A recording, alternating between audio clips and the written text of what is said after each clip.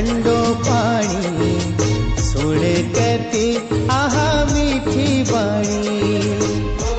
मानव इतिहास में सभ्यताओं के विकास क्रम को समझने के बाद ये स्पष्ट तौर पर समझ आता है कि सभ्यताएं हमेशा नदियों के किनारे ही फली फूली हैं। जैसे कि सिंधु घाटी सभ्यता जो सिंधु नदी के किनारे फली फूली, मेसोपोटामिया की सभ्यता दजला और फरात नदियों के किनारे बसी, मिस्र की सभ्यता नील नदी के किनारे ही बसी और फली फूली।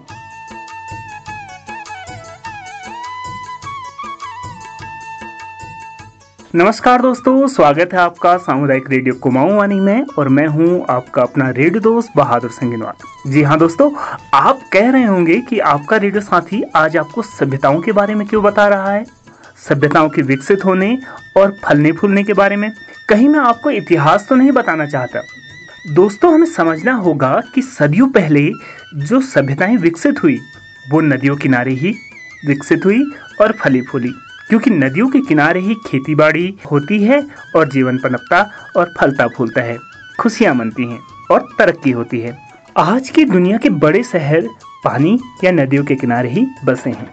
दोस्तों, नदियां जीवन देती हैं, अन्न, धन, खुशहाली का प्रतीक है। ये हमारे धार्मिक आस्थाओं, त्योहारों और देव यात्राओं का केंद्र है। उत्तराखंड की प्रमुख देव यात्राएं जो हो रही हैं वो नदियों के किनारे हो रही हैं। अगर हम उत्तराखंड को देखें और समझने की कोशिश करें तो उत्तराखंड बड़ी और पूजनीय नदियों का उद्गम है। यहाँ गंगा, यमुना, सरस्वती के साथ ही पिंडर, कोसी, रामगंगा और गौला जैसी नदियाँ बहती हैं। अब इन नदियों में भी दो अंतर है। पहला, जो नदियाँ ग्लेशियर से जिनका उद्गम होता है, जैसे गंगा, यमुना और पिंडर जैसी नदियाँ जो ग्लेशियरों से निकलती है और यह साल भर में पानी देती हैं। और जैसे जैसे गर्मी बढ़ती है ग्लेशियर पिघलते हैं और पानी और ज्यादा बढ़ने लगता है। हमारी महत्वपूर्ण नदियाँ जैसे कोसी, रामगंगा और गौला जैसे जैसे गर्मियाँ बढ़ती हैं तो इनका जल और कम होने लगता है, जिसका प्रमुख कारण है कि ये नदियाँ भूमिगत जल पर निर्भर हैं। छोटे छोटे जल स्रोत से इन्हें पानी मिलता है और ये नदियाँ कुमाऊं के एक बड़े हिस्से की प्यास बुझाती हैं। पानी के इसी महत्व से आप सबको रूबरू कराने के लिए हम लेकर आए हैं अपनी नई श्रृंखला पहाड़ों को ठंडो पानी।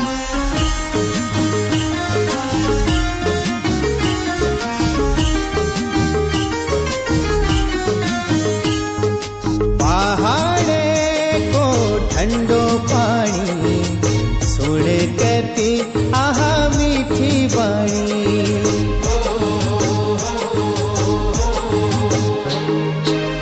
पहाड़ को ठंडो पानी सुन कति मीठी बाणी। पहाड़ को ठंडो पानी सुन कति मीठी बाणी। छोड़नी नीलागैनी हो छोड़नी नीलागैनी। पहाड़ को ठंडो पानी सुन कति मीठी बाणी। पहाड़ को ठंडो पानी सुन कति मीठी बाणी। छोड़नी नीलागैनी हो छोड़नी नीलागैनी। छोड़नी नीलागैनी हो छोड़नी नीलागैनी। छोड़नी नीलागैनी हो छोड़नी नीलागैनी। दोस्तों, ये बात किसी से भी छिपी नहीं रही कि जैसे जैसे क्लाइमेट चेंज का असर अब पहाड़ों पर देखना शुरू हुआ है वैसे वैसे हमारी नदियों में संकट भी बढ़ा है। ग्लेशियर धीरे धीरे सिकुड़ रहे हैं और पीछे हट रहे हैं, जिससे भविष्य में ग्लेशियर खत्म होने के बाद हमारी बहुत बड़ी नदियों का पानी और उनका जलस्तर कम होने की संभावनाएं हैं। लेकिन हमारी कुमाऊं की जो बड़ी समस्या है वो यह है कि धीरे धीरे निर्माण बढ़ने, क्लाइमेट चेंज के असरों के आने के बाद यहाँ की भूमिगत नदियों का जलस्तर बहुत तेजी से घटा है। अब यह जो बहुत बड़े हिस्से की प्यास बुझाती थी, अब इन पर दबाव बढ़ चुका है। इस विषय पर बात करने के लिए हमारे साथ हैं हमारे एक्सपर्ट पर्यावरणविद गणेश रावत जी।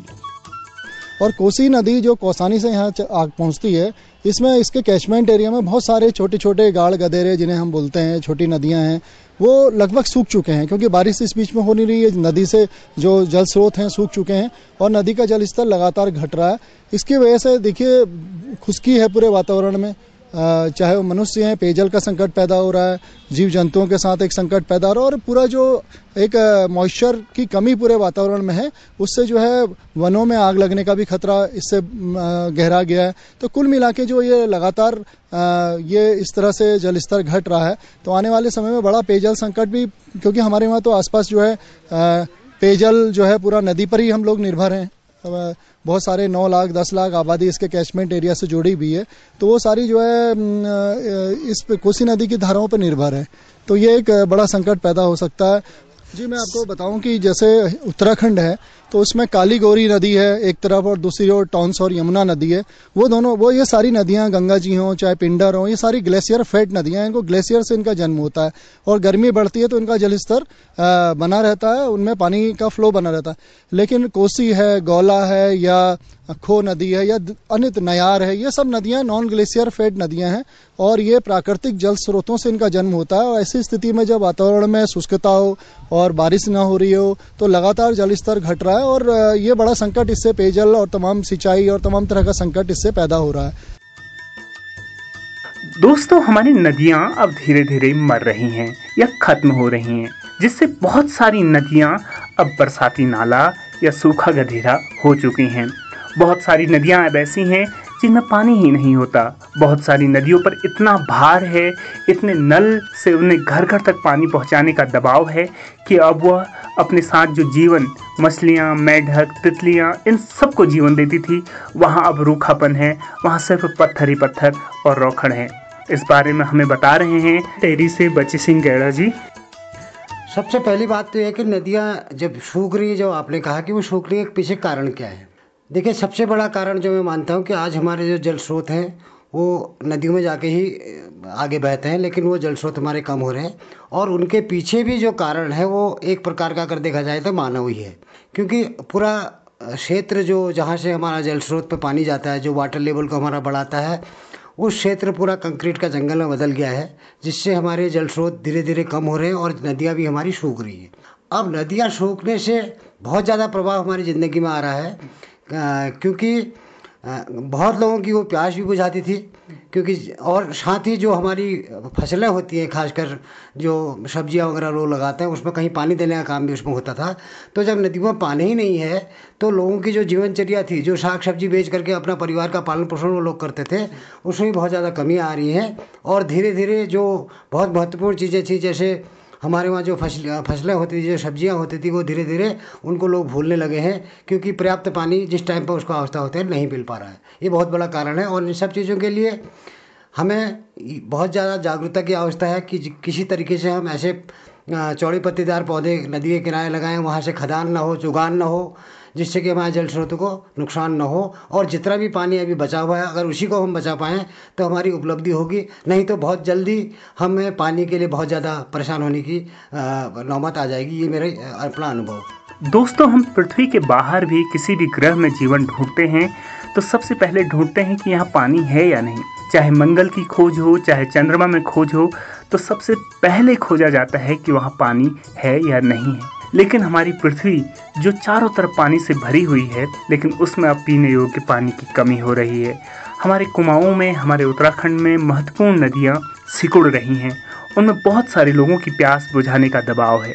इन नदियों को साफ रखना, इन्हें संरक्षित करना और इनके जल स्तर को दोबारा बढ़ाना, ये हमारा फर्ज है, क्योंकि हम अपने आने वाली नस्लों, अपने आने वाली पीढ़ियों को अगर एक सुरक्षित कल देना चाहते हैं तो हमें उन नदियों का पानी उन्हें लौटाना होगा। इसी विषय पर हम अपनी श्रृंखला में आगे भी बात करेंगे। आप बने रहिए हमारी श्रृंखला पहाड़ों को ठंडो पानी के साथ। अभी अपने रेडियो साथी बहादुर सिंह गिनवाल को दीजिए इजाजत। नमस्कार।